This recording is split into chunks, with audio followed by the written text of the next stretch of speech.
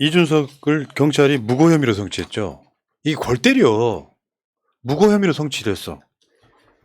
수사 결과 조합을 한번 볼게요. 혐의보다 어떻게 됐는지. 무고 혐의로 기소 의견 성취를 했는데 나머지 한번 보세요. 증거인멸 교사 불성취, 성범죄 처벌법 위반 불성취, 직권남용 권리행사 방해 불성취, 알선수재 혐의 불성취. 근데 무고 의혹만, 이걸 의혹 제기한 가로세로 연구소 측을 명예훼손으로 고소한 혐의만 기소 의견도 성취를 했어요. 뭔가 앞뒤가 맞아요? 앞뒤가 안 맞기도 하고. 일반적으로 수사를 할 때 이런 정도 상황이 되면 연결상에서 이게 성매매 처벌법 위반, 성상납 의혹이 그러니까 혐의가 없음으로 나왔는데 그게 증거가 있든 없건 나왔는데 오죽했으면 여기다가 포괄 일자로 성상납뿐만 아니라 뇌물 받은 것까지 다 하차락까지 이야기를 했지만 결국은 이거를 밝혀내지 못했어. 결국에는 뭐 이제 공소시효가 지났다는 이유겠지만 근데 이거를 무고로 거는 게 변호사님 무고로 거는 게 기본적으로 논리적으로 맞아요? 안 맞죠? 근데 불송치 이유가 뭔지를 살펴봐야 될 것 같긴 한데 불송치 이유에 따라서 달라져야 되긴 하는데 결론은 그거거든요. 결론은 불송치 이유가 뭐건 간에 모르겠다거든요. 경찰 입장에서는. 모르겠지만 너는 거짓말을 했다라는 거는 사실 성립이 안 돼요. 말이 안 돼요, 이거. 이건 마치 그거랑 똑같죠.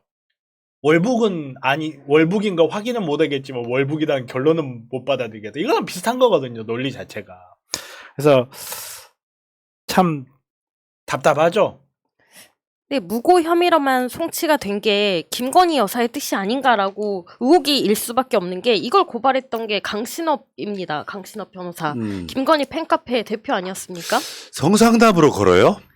김건희가요? 아니 이거를 명예훼손 자체가 이게 무고다라고 아니 그러니까 했던 게 김건희 쪽 팬클럽 회장이었던 강신업이 성상납을 이야기해? 와 훌륭하네. 이준석 반응 다 읽어주세요. 저는 송치 혐의에 대하여 부인합니다. 여러분이 의문을 가지시는 일은 없었습니다. 알선수재 혐의는 진술자들의 진술을 믿을 수 없다는 이유로 배척되었습니다. 증거인멸 교사도 인정되지 않았습니다. 증거인멸 교사조차 한 적이 없다는 것은 제가 숨기거나 감출 것이 없었다는 것입니다. 그런데 알선수재 관련하여서는 믿을 수 없었던 진술자의 진술이 무고와 관련하여서는 믿을 수 있는 진술로 취급받았습니다. 증거인멸을 교사하지 않았다고 봤으면서도 막상 제가 무고했다고 합니다. 저는 2013년에 일과 관련하여 제기된 의혹에 모두 단호히 부인하지만 저는 이와 관련한 자료를 갖고 있지는 않습니다. 그러한 이유로 지금 일방적으로 제3자의 진술만을 들어 이 사건을 송치했습니다. 이러한 경찰 단계에서의 3인 성호식의 결론을 바탕으로 검찰이 기소 결정을 내리지 않을 것이라고 확신하며 만약 기소하더라도 법원에서 철저하게 진실을 밝히겠습니다. 그러니까 경찰이 누군가의 오다를 받은 느낌이고 그 경찰이 이준석을 윤석열의 검찰 아가리에다 딱 쳐놓은 거예요. 씹어 먹으라고. 그리고 여기서 핵심이 그거잖아요. 진술만으로. 증거가 없어. 주장만 있는 거예요. 난 이준석한테 성상납도 했고 뭐 여러 가지 했다라고 주장이 있어. 그거는 증거가 없어서 불성치인데 가세현에 대해서 명예훼손을 걸었다는 것이 무고라고 하는 것 자체가 골 때리지 않습니까? 있을 수 없는 일이 일어나고 있는 거예요. 이게. 아니 근데 애초에 서울경찰청장 김광호 이 사람이 이제 무효 스님의 친조카라는 이야기가 횡행한 가운데 이 사람이 아니 그 뭐 유튜브에서는 이게 맞다고 하는데 처벌 받아야 된다고 하는데 어떻게 된 거냐고 물어봤던 그 시점 그 유튜버가 바로 가세현 아니겠습니까? 그러면 지금 국민들이 봤을 때는 경찰이 검찰한테 이준석을 바쳤다고밖에 볼 수 없는 거예요. 근데 이준석을 물론 너무 깐죽거리고 태도가 그렇게 쓰레기 같아가지고 정말 싫어하지만 인간 이준석 하나로만 봤을 때는 이게 말이 되느냐는 생각이 들 수밖에 없다는 맞습니다. 거죠. 그렇지만 이준석은 분명 여기서 심폐소생해주면 또 다시 그렇게 나올 겁니다. 근데 지금 봤을 때는 이준석의 인생에서 정말 최대 난관을 만난 것 같아요. 이런 사건이 우리 기억에 가물가물한 사건이 하나 있었어요. 거의 비슷해요.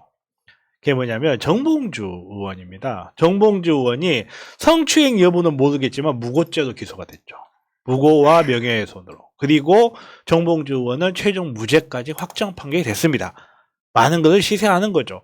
정봉주 의원이 뭐 키스 미수 사건이라고 했어요. 그때 당시에 그걸로 해서 온갖 추문을 만들어내고 서울시장까지 포기하게 만들었죠. 결국은 거기에 대해서 정봉주 전 의원은 지금 이제 모든 혐의에 대해서 무죄 판결을 받았지만 결국은 어떻게 보면 이준석의 미래가 정봉주의 미래일 수도 있다. 아니 바뀌었다.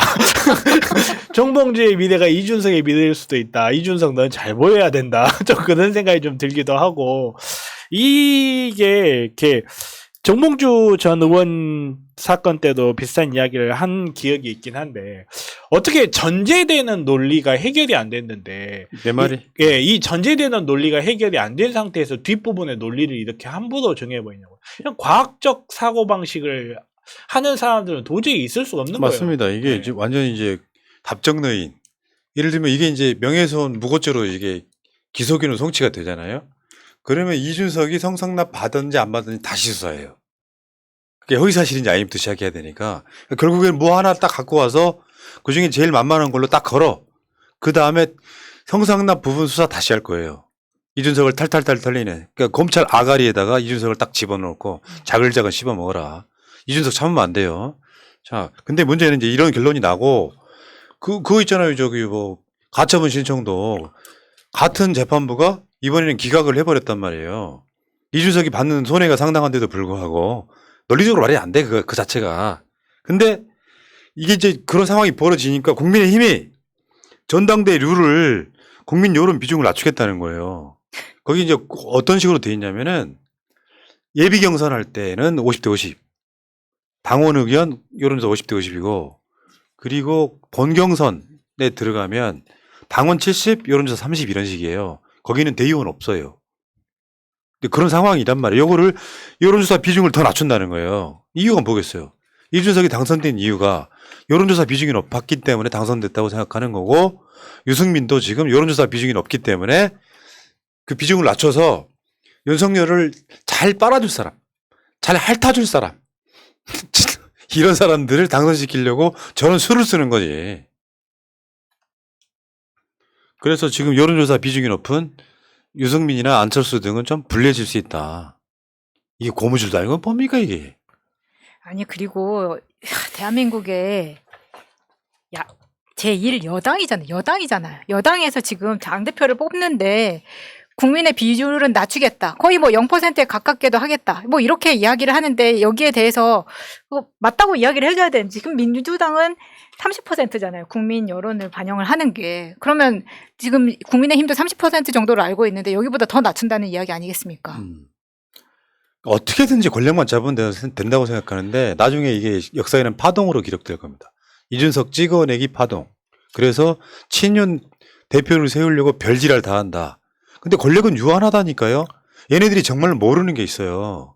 그렇게 해서 권력을 잡는다고 그래서 그게 자기들의 기본적인 문제.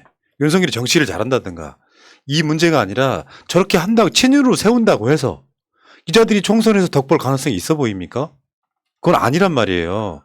가장 중요한 근본적인 문제가 해결이 안 된 상태에서 이러고 있는데 국민 여론은 반대로 가고 있죠. 유승민이 당대표 적합도에서 1위.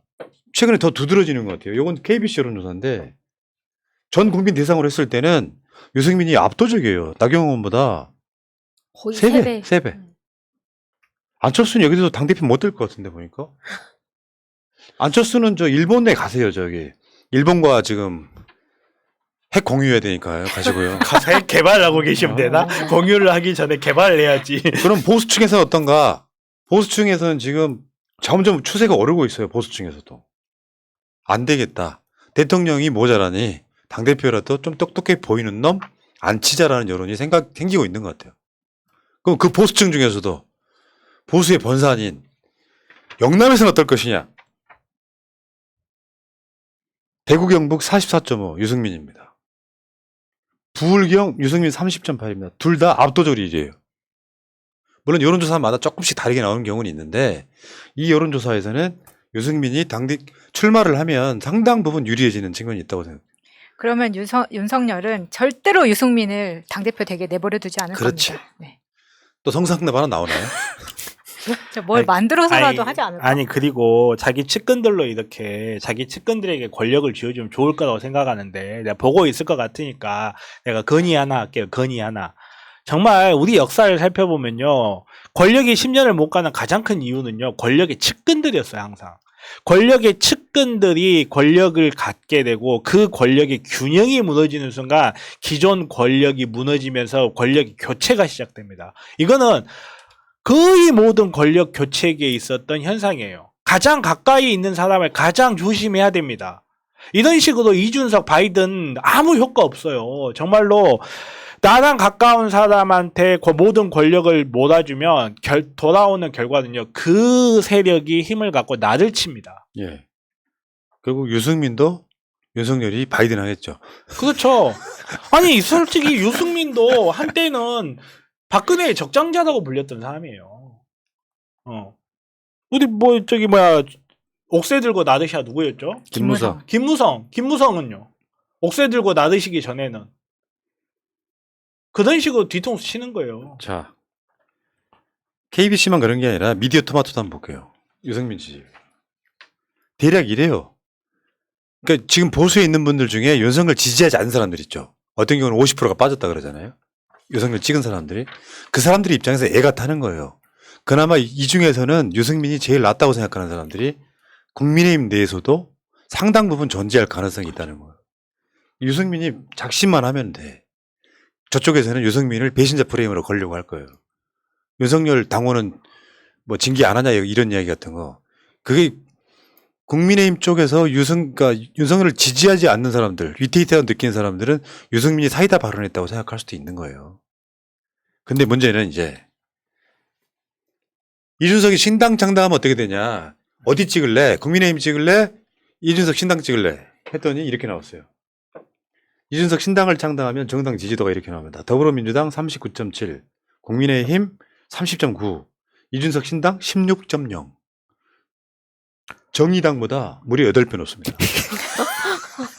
아니 30명만 데리고 나가라니까 30명만 많이도 필요 없고 딱 30명만 데리고 나가면 우리가 나서 할게. 이렇게 되어 있는 상태에서 이따 뭐 얘기가 나오겠지만 지금 나경원이 발령이 나버리니까 그러면 정말 유승민이 원탑이 되는 거거든요. 유승민을 어떻게 제거할 것인가가 정말 기대가 됩니다. 이준석은 일단 버티는 데까지 버텨요. 징계 받았지만 당원 가입시키고 당원 가입이 된 숫자가 총선 돼갖고 어차피 이제 이준석은 총선 못 나갑니다. 총선 전에 징계가 풀리긴 하는데 출마할 수 있는 기간 자체 내에 거기 들어가기 힘들어요. 당비 뭐 3개월 내야 되고 하는 과정들이 있었고. 그러다가 이준석이 나중에 비례 전용 정당 이런 걸로 당을 꾸리고 나가면 지금 여론조사는 16% 나오겠지만 제가 봤을 때는 10% 정도는 지지를 얻을 수 있다고 생각해요. 그때 가면 또 저쪽이 결집을 하겠지만 이 상태에서 10% 정도면요. 비례로 최소 제가 봤을 때 한 7, 8석 얻어요. 정의당보다 더 많아져요. 그쵸. 더 많아지죠. 그리고 국민의힘 표는 분산될 거고. 양대가리 내놓고 개고기 팔던 사람한테 지지가 이렇게 몰린다는 게 마음이 아프긴 한데 그래도 정말로 만약에 유승민까지 예를 들어서 유승민까지 뭐 탄압을 가해서 유승민하고 이준석이 손잡고 신당을 차린다. 아직까지 이렇게 이야기하면 뭐 하지만 거기 정말 장난 아닐 겁니다. 그러게 되면. 그래서 이제 계속해서 국민의힘 내부에서 유승민한테 저러니까 경기도지사 경선 떨어졌다 같은 소리를 하면서 내가 봤을 때 유승민한테는요 자신감이 필요해요. 경기도지사 경선이 충격이었을 거예요. 내가 김은혜한테 떨어져? 근데 그 김은혜도 지금 대통령실 들어와가지고 지금 김은혜 얼굴 보기 힘들죠. 더군다나 지금 거기 대변인이 막 공석이고 막 이런 상황이 있어갖고 대변인실 기능 못한다는 얘기가 난리 났더만 지금. 그러니까 원래 대변인실이 없다가 갑자기 대변인실이 생겼는데 거기 어디 갔는지 찾아볼 수가 없는 굉장히 미스테리한 자리가 돼버렸죠. 네. 딱 한마디에. 날리면 이후로 보이지 다시 한번 않습니다. 들어봐 주십시오. 국민 여러분 다시 한번 들어봐 주십시오. 그러니까 MBC 그 영상 조회수가 어마어마하게 올라갔어요. 다시 한번. 다시 한번 들어. 아 씨발 내 벌써 잘 안 들렸나? 에이, 자 알겠습니다. 어쨌든 이준석 신당 차렸으면 좋겠다. 물론 저는 그 전에 윤석열이 내려올 가능성도 있다고 생각하기 때문에 제가 말씀드렸죠. 윤석열이 대통령을 그만두게 되면요. 제일 먼저 달려갈 대상이 이준석이에요. 이제 내 자신이 옳았다는 걸 증빙하기 위해서 굉장히 나중에 오히려 이 한동훈보다 더 관심 받는 대선 주자가 될 가능성이 높아요. 그때 이준석이 40살이 넘나요? 뭐 어떻게 머리 될지 모르겠다. 그렇겠죠. 아니 일단 무고죄가 무죄가 나는 거 보고 생각해 보죠. 일단 그 재판은 다음 총선까지는 결말 안 낼 겁니다. 이준석 제 잡아놓기 생각에도 위해서. 그래요. 제가 봤을 때는 훌륭한 변호사를 두면 5년까지도 끌어버릴 수 있습니다. 네. 여기까지 하고요. 다음 주제로 가겠습니다.